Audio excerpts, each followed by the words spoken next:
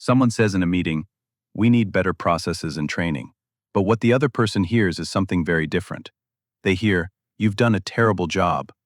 And suddenly the conversation shifts from solving the problem to defending positions. In many organizations, the real challenge is not the problem itself.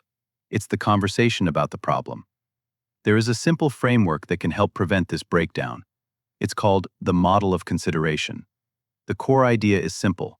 Consider the person before correcting the problem. The model of consideration used in this video was originally developed by a clinical psychologist. Here, we adapt it for workplace communication. The first step is affirm. Before raising a concern, acknowledge the work or effort the other person has already invested. For example, "I appreciate the work you've put into getting this project moving. There are a lot of moving parts." Affirmation does something important. It lowers defensiveness. When people feel their effort is recognized, they become more open to discussion. The second step is express. This is where you explain what is happening internally.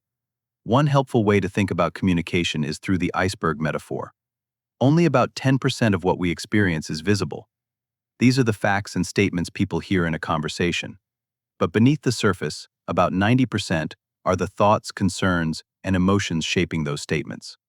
At work, we may not always be able to express everything beneath that iceberg. And in many organizations, doing so may not even be appropriate. But understanding what is happening beneath the surface is still important. Because when you understand your own iceberg, you begin to understand what is really driving your concern. You may feel anxious because you see gaps in the plan. You may feel frustrated because the pieces don't seem to fit together.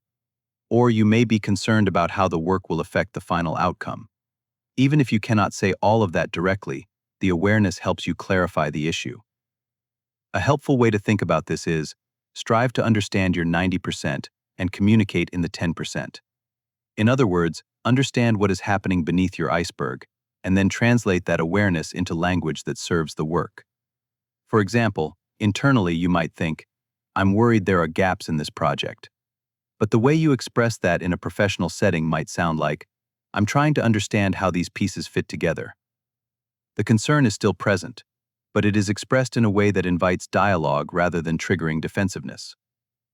The third step is explore. Instead of immediately presenting a solution, create space for dialogue. You might ask, "How do you see the current process working?" Or, "Do you see any gaps?" Or even, "What do you think might be contributing to these challenges?" Exploration creates a shared thinking space where both people can examine the issue together. Effective leaders understand that diagnosing a situation well often matters more than jumping to a solution too quickly. The goal is not to win an argument. The goal is to understand the situation more clearly. Only after exploration do we move to a request. A request invites collaboration rather than imposing a demand. For example, would it be helpful if we mapped out the workflow together and identified where the gaps might be? Or, what would be the best next step for improving how this part of the project works? Because the conversation began with affirmation and expression, the request now feels constructive rather than critical. Imagine two versions of the same conversation. In the first, someone says, "We need better processes." The response? "Are you saying the current process is wrong?" Now the discussion becomes defensive. But using the model of consideration, the conversation sounds different. "I appreciate the work you've done on this project. I'm trying to understand a few gaps I'm seeing. How do you see the process working?" The response might be something like, "I agree there are some gaps." From there, the conversation can move to a request. "Would it be helpful for us to map the workflow together and identify where those gaps might be?" Now the two people are working on the problem together. In any organization, problems will always exist.